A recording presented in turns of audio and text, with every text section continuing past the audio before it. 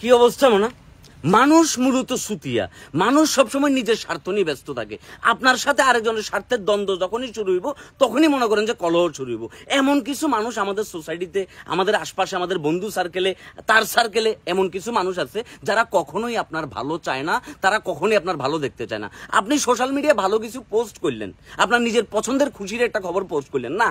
সে জ্বলি মরি যাবে আসলে মানুষ মূলত কষ্ট পায় অন্যের সুখ দেখে নিজে সুখী আছে ওইটা নিয়ে মানুষ সন্তুষ্ট না মানুষ দুঃখ পায় যে আপনার পাশের মানুষটা একটা গাড়ি কিনে ফেলছে আপনার পাশের মানুষ একটা বাড়ি করে ফেলছে এটা নিয়ে তার মনের ভিতর দুঃখ অথচ সে যা ইনকাম করে সে যা দিয়ে চলে এটা নিয়ে তার যে সুখে থাকার কথা ছিল ওই সুখটা সে উপভোগ করতে পারে না শুধুমাত্র একটাই কারণে আপনার আশপাশে এমন কিছু মানুষ আছে যে বিনা কারণে শুধুমাত্র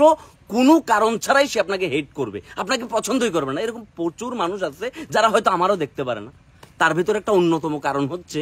আমি হয়তো তার চাইতে বেটার আছি আমি হয়তো তার চাইতে ভালো কিছু করতেছি আমি হয়তো তার চাইতে ভালোভাবে আগায় যেতেছি এই যে বিষয়টা শুধুমাত্র সেফ এই কারণেই তার ভিতর এক ধরনের জালাসি তার ভিতর এক ধরনের নোংরা জিনিসের সৃষ্টি হচ্ছে এবং তার মন মানসিকতা নোংরা ডাস্টবিনের মতো হয়ে যাচ্ছে এই ধরনের মানুষকে জাস্ট লাইফ থেকে স্কিপ করে দেন হইতে পারে সেটা আপনার ফ্রেন্ড সার্কেলে হইতে পারে আপনার ফ্যামিলিতে হইতে পারে সোসাইটিতে কিংবা হইতে পারে সেটা আপনার কর্মক্ষেত্রে আপনি জাস্ট এই ধরনের টক্সিক মানুষগুলোকে লাইফ থেকে জাস্ট ইগনোর করে দেন যদি আপনি লাইফে ভালো কিছু করতে চান কে আপনারাই কি বললো কে আপনারা নিয়ে কি সমালোচনা করলো ভাই এগুলো ভুলে যান যখন কেউ আপনারা নিয়ে সমালোচনা করে আপনি জাস্ট একটা জিনিস ভাবেন যে আপনাকে নিয়ে যারা সমালোচনা করতেছে তাদের যোগ্যতা কতটুকু আর আপনাকে নিয়ে যারা ভাবতেছে তার চাইতে আপনাকে যারা ভালোবাসে তাদের সংখ্যা হয়তো অনেক বেশি সুতরাং জাস্ট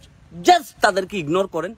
কারণ এরা চুতিয়া ছিল এরা চুতিয়া আছে এরা চুতিয়া থাকবে এই চুতিয়াগুলো হচ্ছে টয়লেটের উপর ভেসে থাকা পায়খানার মতো ফ্ল্যাশ চাপ দিবেন গারগার করে কি নিচে নামি চলে যাবো এগুলোর নিয়ে এত মাথায় টেনশন নেওয়ার দরকার নাই কারণ এরা যখন লাইফে ভালো কিছু করতে পারতেছে না তখনই মনে করেন যে ঘেতে আপনার পাশার বিটে এমনি করে আঙ্গুল দিব কারণ তার পাশার বিটে সবসময় গুড়া কৃমি কি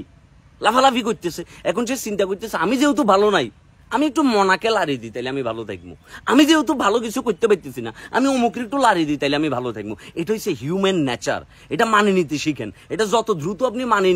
মানে নিবেন ততই আপনার জন্য মঙ্গল এটা মানেনি জাস্ট নিজের কাজে ফোকাস করেন নিজের কাজে ফোকাস থাকেন দেখবেন জীবন সুন্দর আর যদি আপনি যখনই ওদেরকে নিয়ে ভাবা শুরু করেন তখন দেখবেন যে আপনার নিজের গোল থেকে আপনি সরিয়ে আসতেছেন আপনি লাইফে যেটা করার কথা ছিল আপনি সেটা করতে পারতেছেন না এরকম প্রচুর মানুষ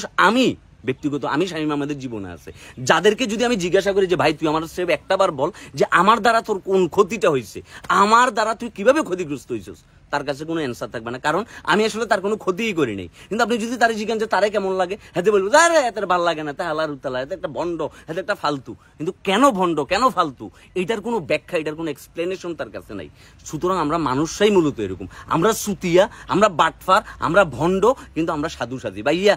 আমার আশপাশে আমাকে যারা হেট করো আমি ধরে নিলাম তোমরা সবাই দরবেশ তোমরা সবাই পীরে কামেল একমাত্র আমি পৃথিবীতে পাপী বান্দা সুতরাং এই পাপী বান্দার পক্ষ থেকে তোমাদেরকে লাল গোলাপ শুভেচ্ছা তোমরা তোমাদের মতো ব্যস্ত থাকো আমি আমার মতো ব্যস্ত থাকি কারণ আমাকে যে পরিমাণ মানুষ ভালোবাসে তোরে সেই পরিমাণ মানুষ চিনেও না সুতরাং তোরে নি আমার টাইম ওয়েস্ট করার মতো টাইম আমার কাছে নেই সবাই ভালো থাকবে সুস্থ থাকবে আর এই সকল নোংরা ডাস্টবিনের কিট থেকে দূরে থাকবে নিজের গোলের দিকে আগে যাইবা ইয়াং ভাইয়ারা তোমাদের জন্য এটা একটা ইম্পর্টেন্ট মেসেজ যে তোমার কোনো বন্ধুকে দেখে তুমি হতাশ হইও না তুমি এটা চিন্তা করো যে ওই বন্ধু যেভাবে এটা করছে তুমি আরো ভালো রাস্তায় সেটা করতে পারো কিনা নিজের বেস্ট জায়গাটা নিজের বেস্ট জায়গাতে দাও পরিশ্রম করো দ্যাটস ইট কারো পিছনে লাগার চাইতে পরিশ্রম করি খাও ভালো থাকবে